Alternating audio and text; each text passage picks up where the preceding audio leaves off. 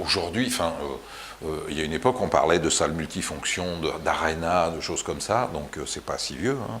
Et on se rend compte qu'aujourd'hui, le public souhaite avoir une plus grande proximité avec les artistes, travailler dans des jauges moins importantes, y compris les blockbusters comme Rihanna qui a bloqué la salle à 14 000, Indochine a bloqué la salle par rapport à une scénographie pointue à 8 000, quitte à venir plusieurs fois, et donc ça va vraiment dans le sens de ce que nous avons toujours défendu, c'est-à-dire essayer d'avoir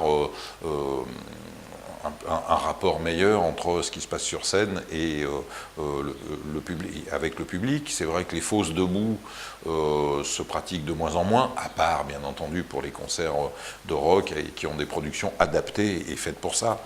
Mais sinon on a de plus en plus d'artistes qui venaient par le passé en jauge avec un parterre debout, travaillent de plus en plus en tout assis.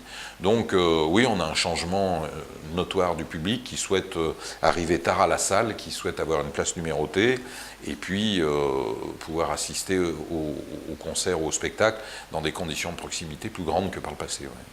Tout à fait. Donc cette évolution, elle nous mène même à réfléchir sur un projet futur, non pas d'autres grandes salles à Lyon, mais au hasard d'une réhabilitation du Palais des Sports de Gerland. Je pense que ça pourrait avoir du sens, ces propos n'engagent que moi, mais ça pourrait avoir du sens à partir du moment où en plus l'Olympique Lyonnais quitterait la zone de Gerland. Je pense que réhabiliter le Palais des Sports pourrait être une très bonne chose pour y accueillir bien entendu du sport, mais aussi des jauges tout assises.